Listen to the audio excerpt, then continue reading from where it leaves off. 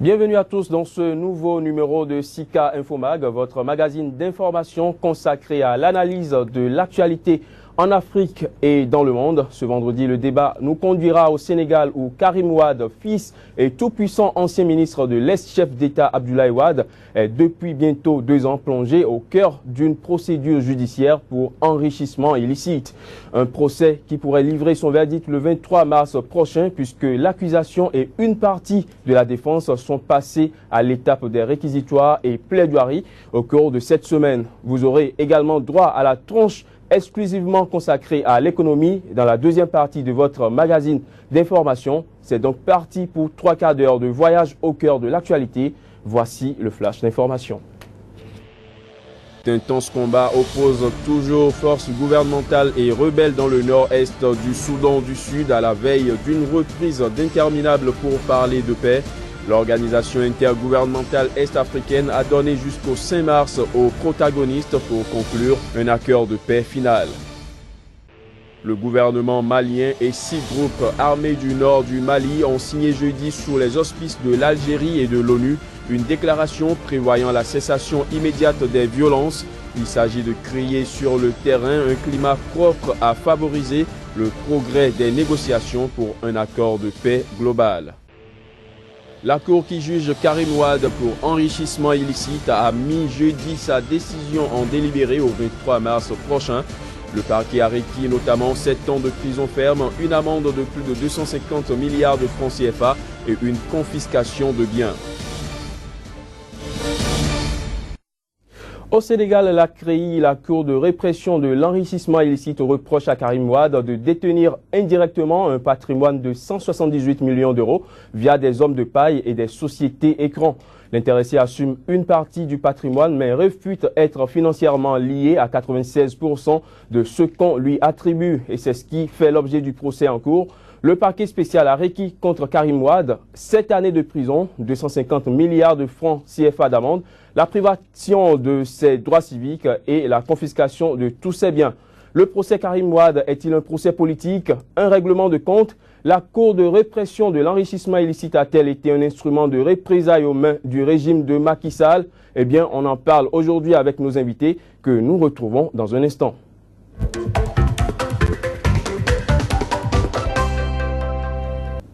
On fera le débat avec vous, Maître Charles Badou. Merci d'être avec nous. Vous êtes avocat au barreau de Cotonou. Joël Yetondi, journaliste à Sika TV. Merci également d'être sur ce plateau.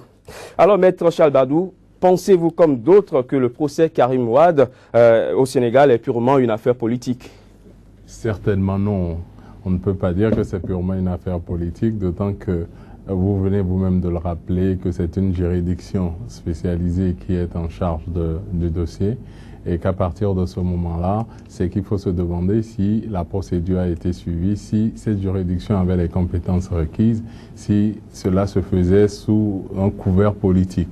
Quand on s'en tient à ce qu'on a dans le dossier, on ne peut pas dire que c'est un procès politique. Cela étant dit, on ne peut pas non plus écarter l'aspect politique.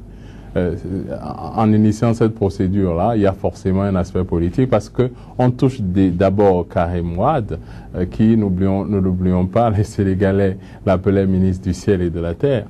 Et ensuite, Karim Wade se trouve être le fils de son père, le président Wade. Et à partir de ce moment-là, on ne peut pas dire qu'il n'y a pas un petit relent politique, même si fondamentalement, les règles de procédure telles que prévues au Sénégal ont été observées, ne serait-ce que de ce que dit le parquet, même si les avocats pensent que la Cour, cette Cour-là n'est pas compétente, qu'il fallait plutôt saisir une autre Cour, la Haute Cour de justice. Alors, Joël, ils sont au total 9 prévenus soupçonnés d'être des complices de Karim Wade dans cette affaire d'enrichissement illicite.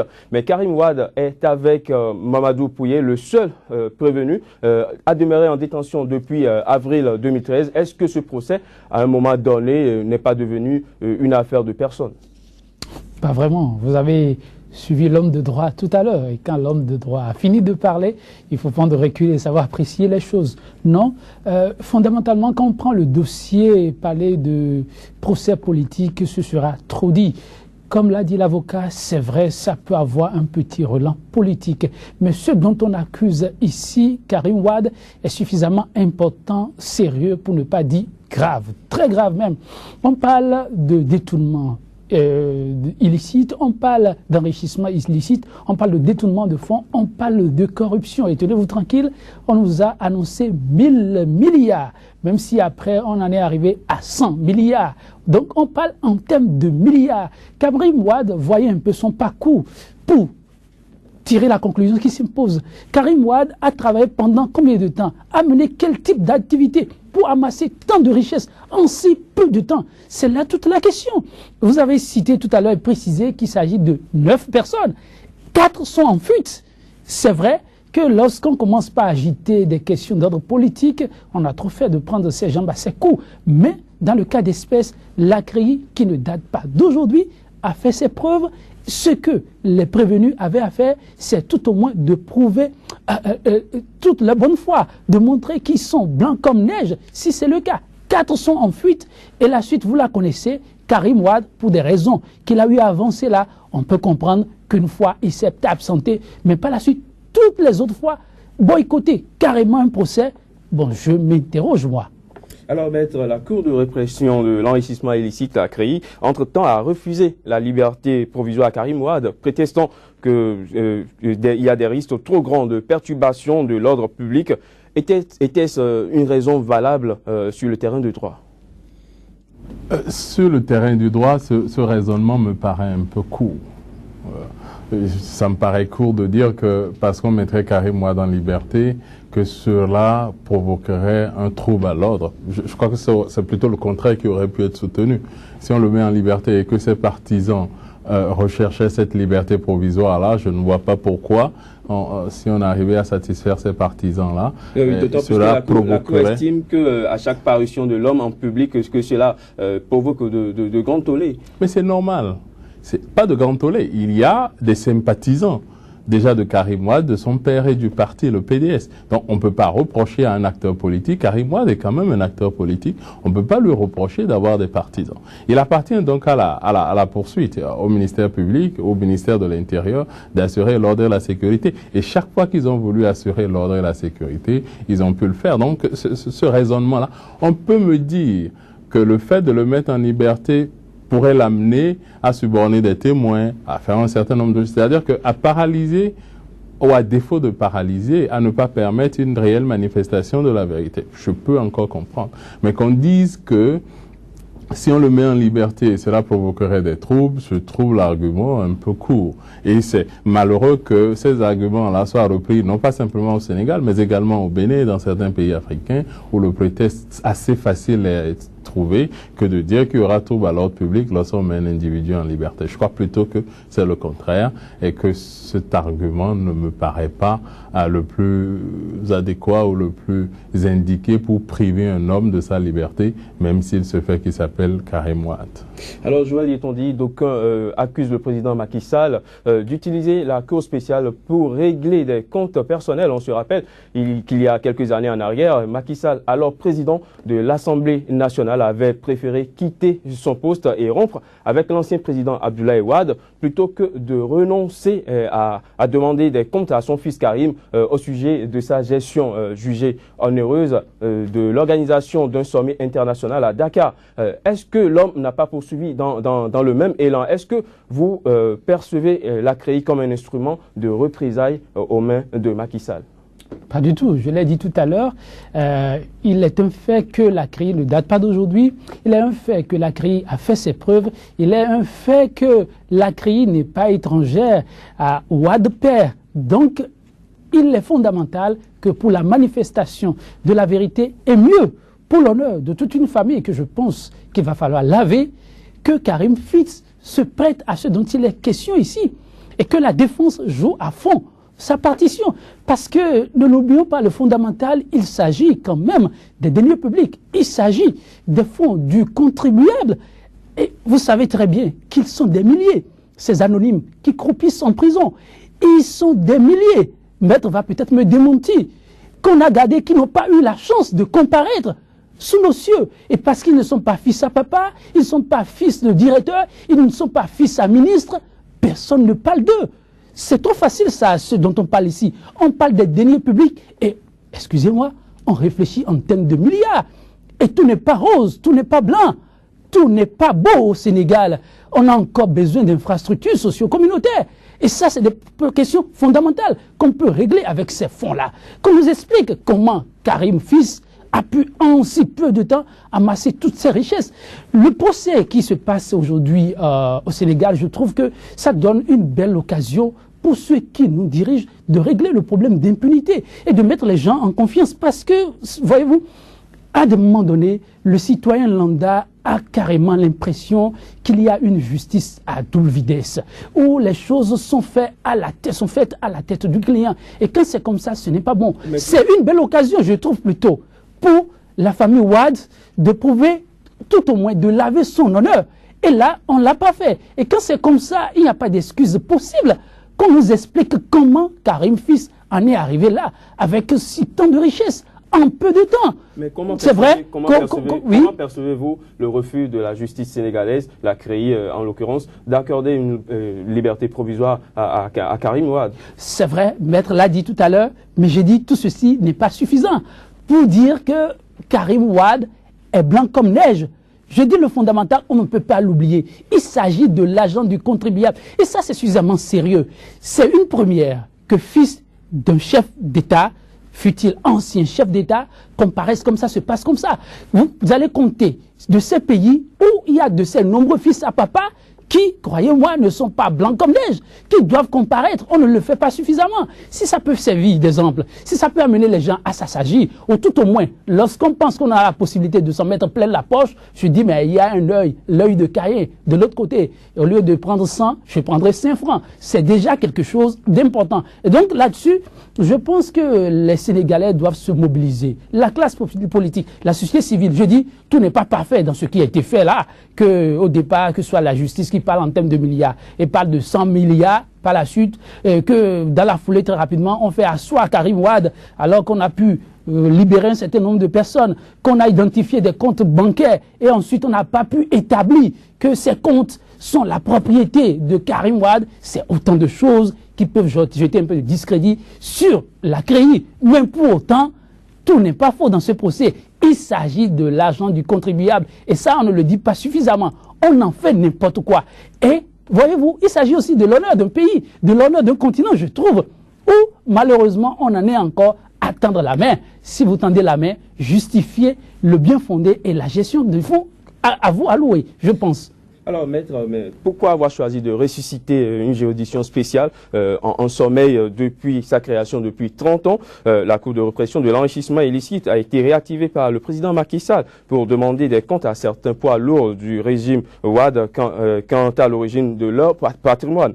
Pourquoi la CREI alors que le Sénégal dispose d'une haute cour de justice? Pourquoi avoir opté pour une juridiction d'une autre époque qui n'est peut-être plus en conformité avec des conventions internationales ratifiées par le Sénégal?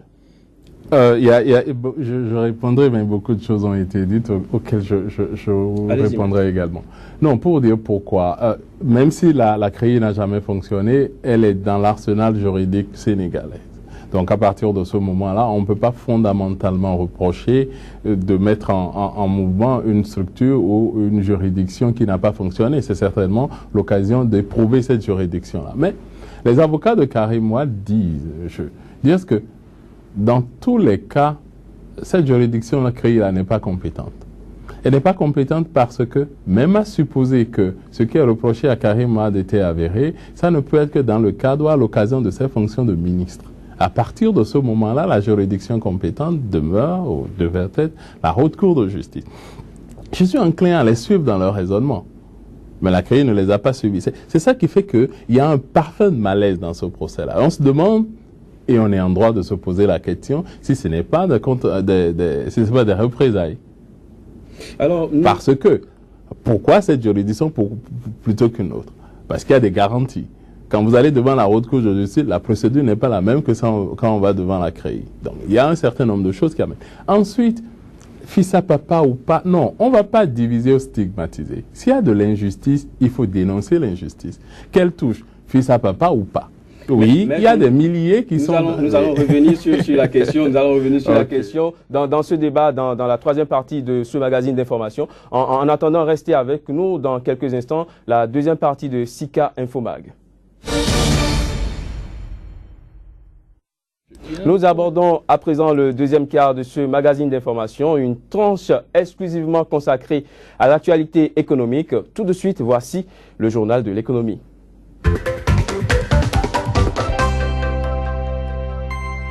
Ravi de vous retrouver sur le journal de l'économie sur Sika TV. Bienvenue à toutes et à tous. Voici les principaux éléments que nous allons développer dans la première partie. L'économie nigériane est en pleine crise. À l'origine, le report des élections dans le pays.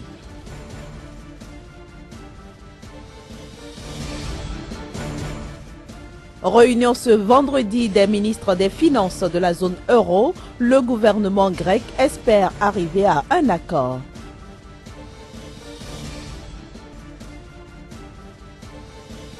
Enfin, nous irons au Liban à la rencontre d'un ministre qui mène une opération coup de poing contre la corruption. Et nous démarrons la première partie de ce journal de l'économie par le Nigeria. Eh bien, le report des élections présidentielles et parlementaires au 28 mars dans ce pays a frappé l'économie. La commission électorale, souvenez-vous, avait pris la décision du report cédant à des demandes liées aux difficultés logistiques et craintes pour la sécurité en raison des attaques du groupe islamiste Boko Haram. Tout ceci, bien évidemment, n'est pas sans conséquences sur l'économie du pays et donc sur les activités des investisseurs. Suivant à ce propos, Gabriel Akiyemi, il est le directeur général de Valmont Securities. Personne ne veut mettre son argent dans une économie où nous ne savons pas ce qu'il va se passer.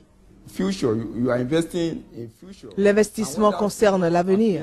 Vous investissez dans l'avenir et comme notre avenir ne semble pas certain, les investisseurs s'en vont.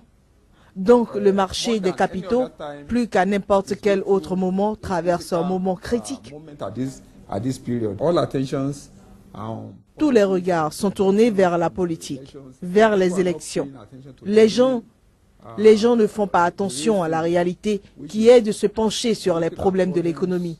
Comment sortir de ce moment difficile?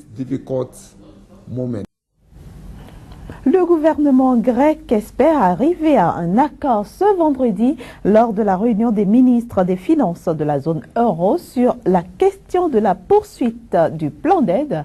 Le gouverneur de la Banque de Grèce indique pour sa part qu'il n'y avait pas de problème et que le système de crédit est sous contrôle de la Banque de Grèce. Suivons-les.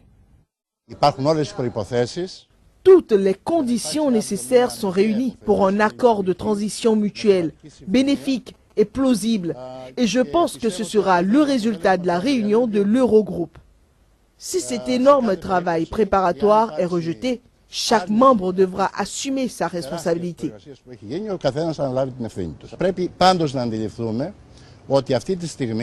On doit réaliser qu'en ce moment, certains pouvoirs veulent mettre la Grèce à genoux, juste pour imposer leur volonté.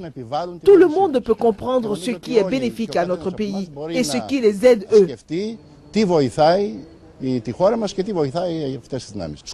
Le but de la Banque centrale grecque est de sécuriser les liquidités et la stabilité du système bancaire. Direction maintenant le Liban, l'un des pays les plus corrompus dans le monde. Là-bas, un ministre brise les tabous en menant une opération coup de poing inédite contre ce phénomène endémique qui gangrène impunément société et État. Voici les images. Wael Abou Faour est parti en guerre. Ministre libanais de la Santé, il s'attaque depuis plusieurs mois au manque d'hygiène dans la restauration du pays, ainsi qu'aux problèmes de corruption. Au début, la campagne a consisté à contrôler au hasard quelques restaurants. Et nous nous sommes rendus compte qu'il y avait de gros problèmes, une énorme corruption et un manque de sécurité alimentaire pour le citoyen libanais. Même dans les grandes institutions, celles que les citoyens considèrent comme offrant la meilleure qualité de nourriture. Tout a commencé fin 2014 lorsque M. Abou Faour a publié des listes de restaurants ne respectant pas des règles basiques de sécurité alimentaire. Plusieurs centaines d'établissements ont été épinglés, dont des grands noms de la restauration, et des hommes d'affaires ont été arrêtés. Un style choc dans un pays classé comme le 39e, le plus corrompu du monde. Mon restaurant ne remplissait pas les conditions en termes matériels. Et de la même façon, mon personnel ne portait pas les bons uniformes. Il y avait beaucoup de détails qui n'allaient pas.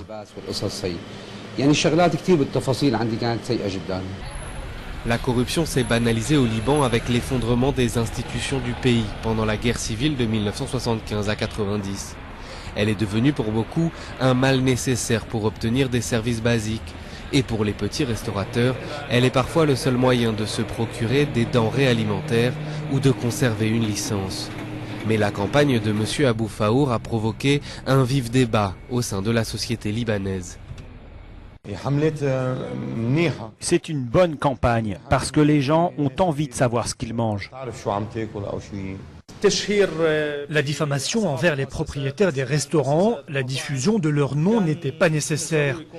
Il aurait fallu avertir 1, 2 ou 3 fois, puis étudier la situation, contrôler une seconde fois avant de dévoiler leur nom, car beaucoup de restaurants en ont souffert. En plus des restaurants, Wael Abou Faour veut s'attaquer à la corruption dans le domaine de la santé et des hôpitaux. D'après lui, près de 30% du budget du ministère de la Santé se perd dans la nature. Ici se referme la première partie de ce journal de l'économie. Tout de suite, notre invité du jour.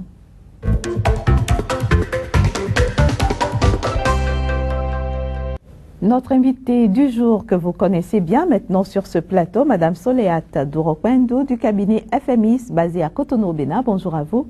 Ravi de vous retrouver encore ce matin. Ravi également. Alors, avec vous aujourd'hui, nous allons parler du marché boursier, plus précisément de l'impact du marché d'échange sur l'économie. Qu'est-ce que vous entendez par là? Tout à fait. Il faut dire, pour comprendre l'impact du marché d'échange sur l'économie, il faudrait d'abord se référer à 1944, où avec l'accord de Breton, le dollar était la monnaie de référence. C'est-à-dire que tous les échanges se faisaient par rapport au dollar. Et j'explique.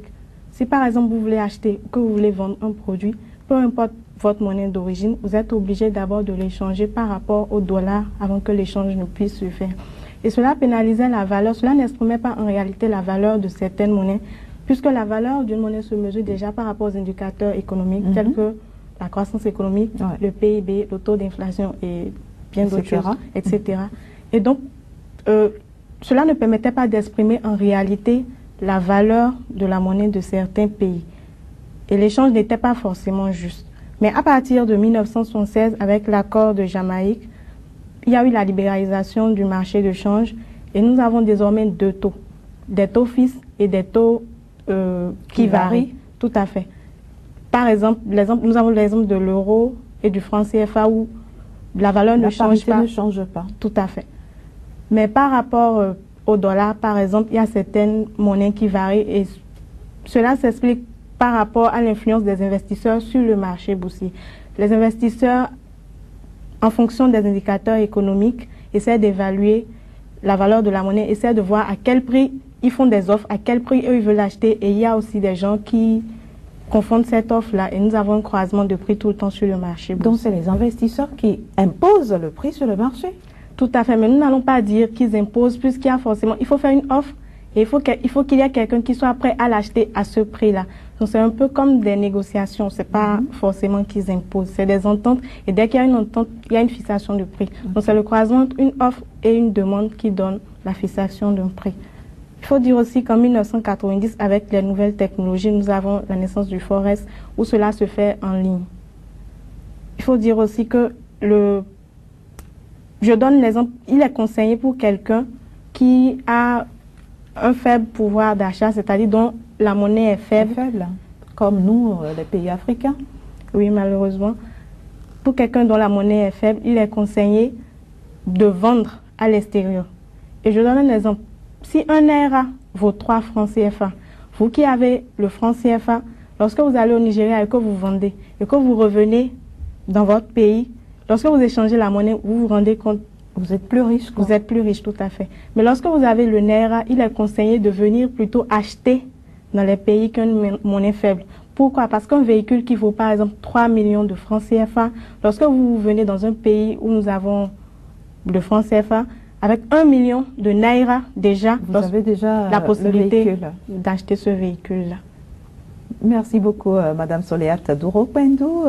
Pour conclure cet entretien. Pour conclure cet entretien, je dirais donc aux investisseurs d'essayer d'avoir une vue un peu plus juste sur la valeur des différentes monnaies, d'essayer d'analyser un peu plus les différents indicateurs économiques afin de pouvoir faire de meilleures offres sur le marché boursier et que leur offre puisse être exécutée. De bien s'appuyer aussi sur vous, les traders, n'est-ce pas? Tout à fait, de prendre conseil auprès des personnes. Merci beaucoup, Madame Soleat Douro-Pendou, pour toutes ces explications. Vous restez avec nous. Juste après ceci, nous allons nous retrouver pour analyser quelques tendances du jour.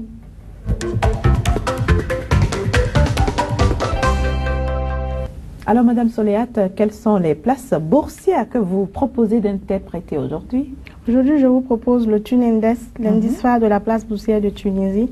Nous avons 5310,62 avec une variation de plus 0,01%. Tout à fait. Et cette performance positive-là est soutenue par AETech, plus 3,78%, et ElsaBit, plus 2,43%. Ce sont deux entreprises qui évoluent dans le secteur de la technologie.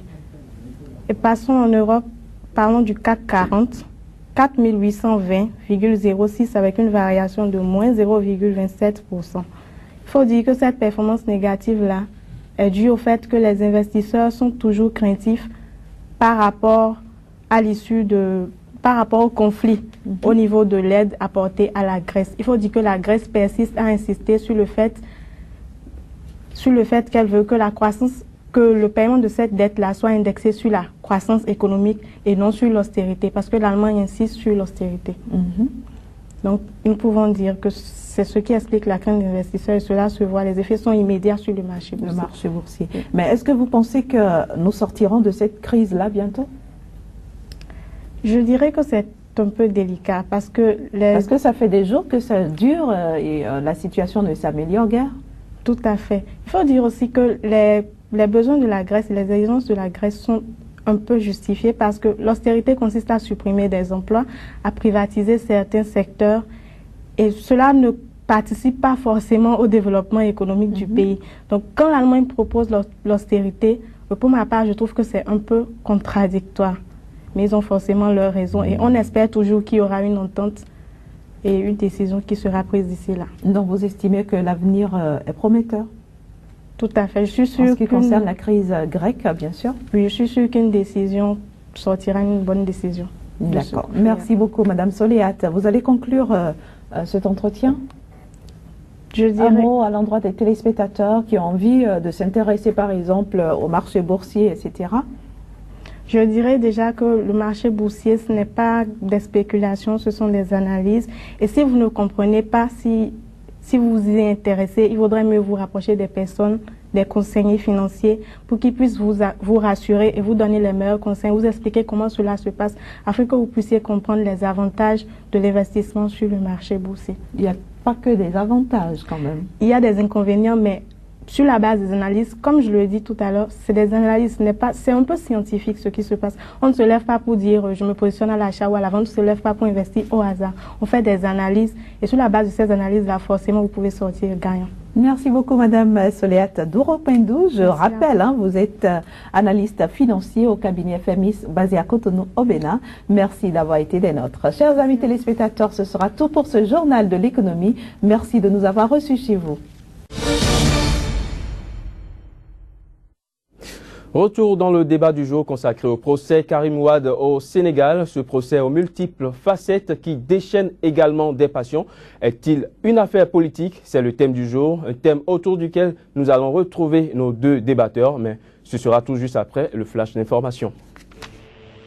D'intenses combats opposent toujours forces gouvernementales et rebelles dans le nord-est du Soudan du Sud à la veille d'une reprise d'interminables pourparlers de paix. L'organisation intergouvernementale est-africaine a donné jusqu'au 5 mars aux protagonistes pour conclure un accord de paix final. Le gouvernement malien et 6 groupes armés du nord du Mali ont signé jeudi sous les auspices de l'Algérie et de l'ONU une déclaration prévoyant la cessation immédiate des violences. Il s'agit de créer sur le terrain un climat propre à favoriser le progrès des négociations pour un accord de paix global. La Cour qui juge Karim Wade pour enrichissement illicite a mis jeudi sa décision en délibéré au 23 mars prochain. Le parquet a requis notamment 7 ans de prison ferme, une amende de plus de 250 milliards de francs CFA et une confiscation de biens. J'ai toujours sur ce plateau Maître Charles Badou, avocat au barreau de Cotonou, et Joël Yetondi, journaliste à Sika TV. Alors Maître Badou, est-ce que selon vous, ce procès ressort l'éternel problème de l'impunité des barons de la République? Forcément. Et ça doit pouvoir servir d'exemple pour que les uns et les autres qui sont au pouvoir se disent qu'ils ne doivent pas croire qu'ils sont drapés du manteau de l'impunité et que cela peut rattraper tout le monde. Mais il faudrait qu'on veille également pour que ça ne se fasse pas de manière discriminatoire, que ça ne soit, comme on le dit, à la tête, de manière un peu triviale, à la tête du client. Si on enclenche une procédure comme Karim Wade, pour des raisons fondées ou pas, il faudrait que dans le même relan ou dans la même dynamique, que ce genre de procédure soit enclenché contre ceux du pouvoir qui sont actuellement là, si on pense ou s'il y a des éléments qui permettent de dire qu'ils sont également objets d'enrichissement illicite. Vous savez que par rapport au président Wade, au président Macky Sall lui-même, il y a eu des questionnements quand on sait que à la déclaration de fortune, c'est-à-dire que lorsqu'il déclarait ses biens à son investiture, son patrimoine avait excédé le milliard. Et beaucoup s'étaient posé des questions, donc il aurait été bon qu'à ce niveau-là également, les investigations s'étendent et que les choses se fassent de manière claire et précise et qu'on n'ait pas l'impression, parce que ce procès, même si de manière objective, j'ai pas d'éléments qui m'amènent à dire que c'est un procès politique, mais quand même, quand on voit déjà comment la Cour mène la procédure, quand on voit un peu comment ça se passe, on est en droit au moins de se demander si ce n'est pas parce qu'il s'appelle Karim Wade que ce procès a lieu contre lui. Parlons justement de comment la Cour a mené cette procédure, parce que des organisations de défense des droits de l'homme reprochent à la CREI, la Cour de répression de l'enrichissement illicite, de violer des principes de droit de défense. Violer des principes de droit de défense, par exemple, le renversement de la charge de preuve. Devant la CREI, il appartient à la personne poursuivie de prouver son innocence, alors qu'en matière de droit, si je ne me trompe, maître, c'est souvent celui qui accuse qui apporte les preuves. Non seulement vous ne vous trompez pas, mais c'est un principe constitutionnel, c'est un principe fondamental de la liberté de nous tous, mais surtout des droits de la défense. Il appartient à l'accusation, au ministère public, au parquet général, de rapporter la preuve des allégations ou de rapporter les preuves des infractions qui sont reprochées à Karim Wade, dont notamment celui-là de l'enrichissement illicite. On était parti sur près de 2 milliards de dollars, ensuite on est tombé à 1 milliard de dollars, et comme ça se rétrécit, ces accusations-là. Et dans le même temps, ce qui, moi, j'ai du mal à comprendre et à accepter, c'est qu'on ne lui permette pas, on ne permette pas à ses avocats de venir véritablement défendre ce dossier-là. Et c'est à ce moment-là que des questions se posent. Pourquoi, en pleine audience, exclure un avocat? Et on dit qu'on va interposer les offices du bâtonnier pour que celui-ci puisse, s'il y a un différend, le régler. Et la Cour décide de passer par la force et tout est mené sans que véritablement ceux-là ne puissent bénéficier de droits de la défense. Quand une décision sera rendue le 23, il se posera des questions sur la portée de cette décision-là, sur l'efficience de cette décision quand ceux qui sont poursuivis devant la Cour n'ont pas eu le droit à la défense auquel ils doivent mériter. Je crois que la Cour aurait gagné, le Sénégal entier aurait gagné à mener un procès qui puisse préserver les intérêts des uns et des autres. Parce que jusque-là, ne l'oublions pas, ils ne sont que présumés, ils sont présumés innocents.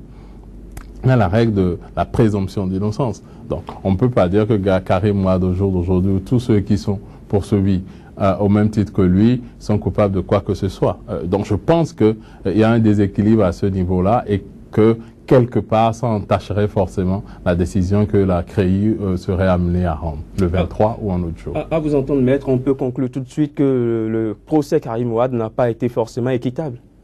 Oui, les armes n'ont pas été égales.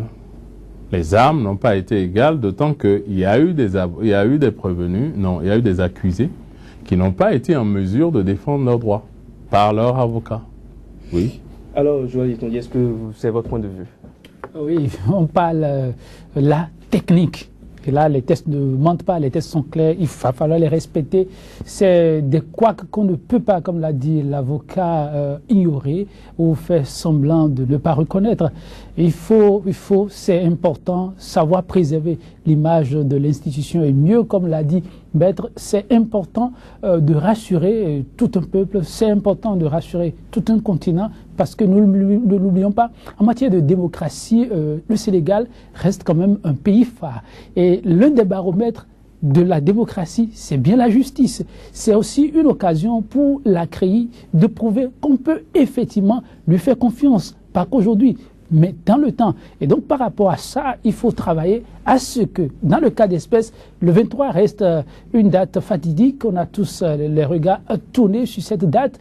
Espérer que la défense pourra encore avoir droit de citer, défendre vraiment les accusés comme cela se doit pour que la sentence tombe. Parce que, je dis une fois encore, le fondamental, pour moi, il s'agit de ces fonds du contribuable. Je le répète encore, c'est scandaleux, c'est ahurissant. Je ne comprends pas comment un seul homme, Karim Wade, fut-il génie, qui a commencé à travailler trop tôt, à amasser tant de milliards. Ce n'est pas croyable, ce n'est pas pensable. Et ça, on ne peut pas l'oublier. Il faut travailler à décourager tous ceux-là qui, parce que mieux lotis, peuvent amasser la richesse de tout un peuple. Et tenez-vous tranquille, c'est la période où on vient redistribuer ce qu'on a volé aux contribuables. On vient leur redistribuer pour dire, votez pour moi, c'est moi votre merci. Et on applaudit, on les oblige à applaudir. On va continuer avec ça. Pendant combien de temps encore? Alors, n'oublions pas que Karim Wade est toujours innocent parce qu'il n'est pas encore condamné. Deuxième chose, les 1000 milliards ou quelques milliards de dollars ou d'euros qu'on lui reproche, il ne les reconnaît pas. Il dit, ça ne m'appartient pas, je n'ai jamais été propriétaire de ci ou de ça. Il ne reconnaît que 4% de ce qu'on lui reproche. Ce qu'on lui reproche. Si c'était évident, c'est vrai qu'il faudrait se poser des questions pour savoir en combien de temps il a pu les amasser. Mais il dit, je n'en suis pas le propriétaire. Et je me souviens, il y a 1 ou 2 milliards, millions d'euros dans les comptes, le compte qui est au Monégasque, où le père dit, c'est moi qui les ai mis là.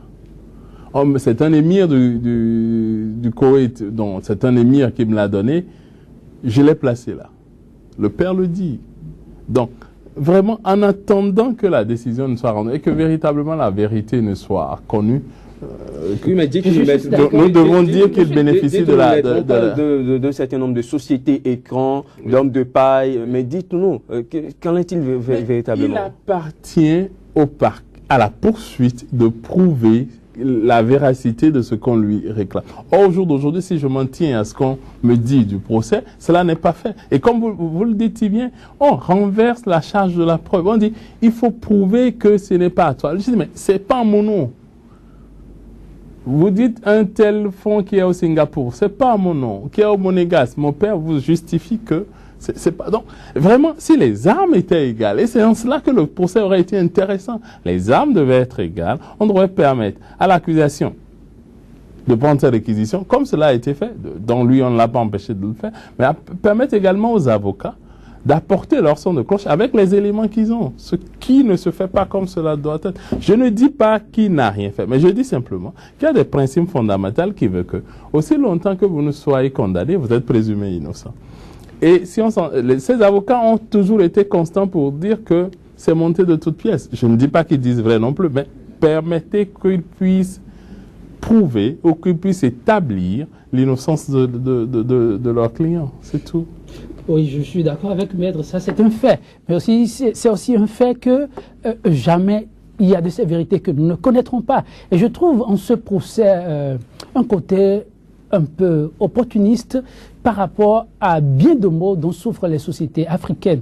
Et c'est le fondamental, comme je le répète, je le martèle, celui d'enrichissement illicite, le fondamental qui nous a été présenté.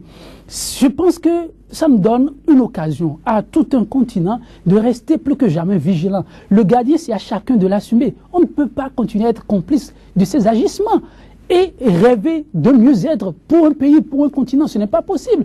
Comme Maître l'a dit, on n'a pas de preuves, c'est un fait, mais c'est aussi un fait qu'il y a lieu de s'interroger.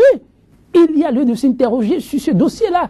Et on ne peut pas fermer les yeux là-dessus. C'est le moment ou jamais d'apprécier à sa juste valeur la gestion qu'on fait des fonds publics et la façon dont ça se mène. Et tout ce que les gens ont mis en place, ont réfléchi à mettre en place pour pouvoir, bien évidemment, endormir, créer des sociétés écrans, empêcher même la justice de voir clair dans ce qui se passe. C'est vrai, on ne travaille que sur du fondamental, que du concret.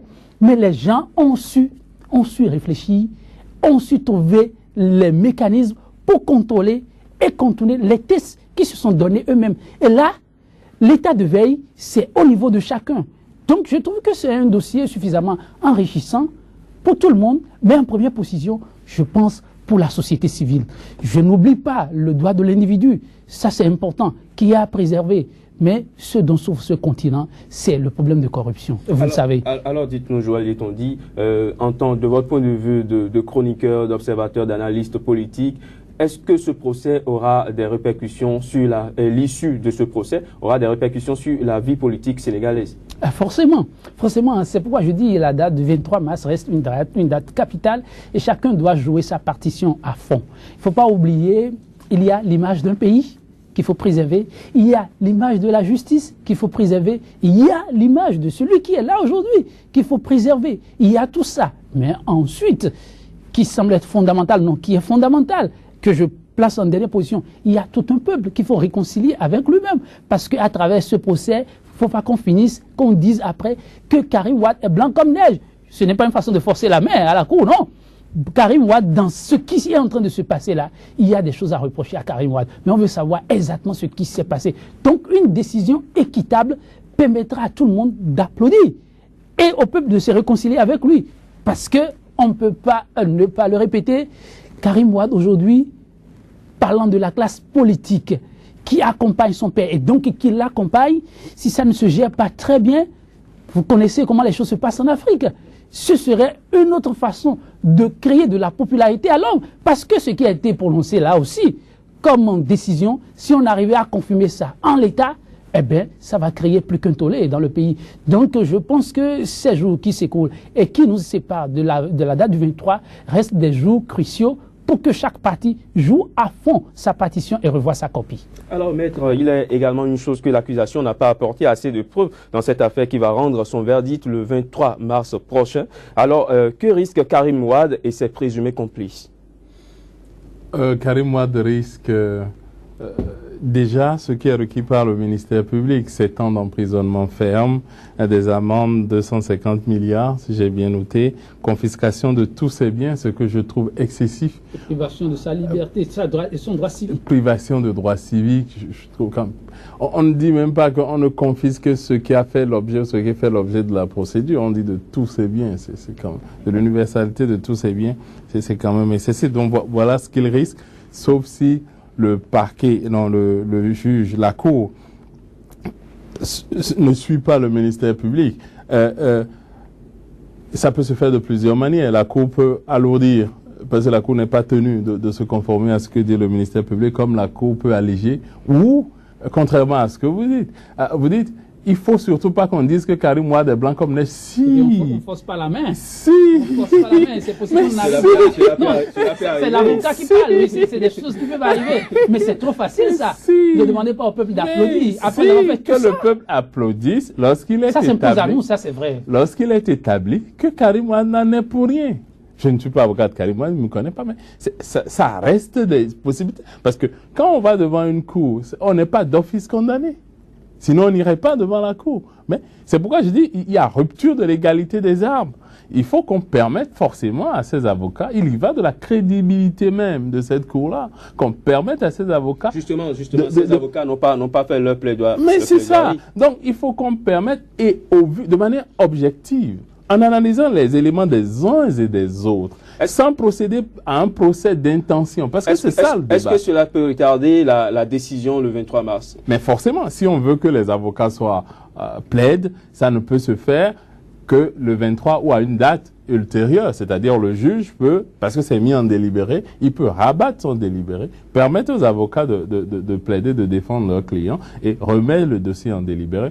Il peut le vider le même jour, ce qui me tonnerait, ou bien fixer une date ultérieure pour vider son délibéré. Merci à vous d'avoir participé à ce débat. Nous allons partir, mais avant, suivez ceci. Mesdames et messieurs, bonjour et bienvenue sur votre premier numéro de Sika Infomag, un magazine d'information consacré au décryptage de l'actualité politique et socio-économique en Afrique.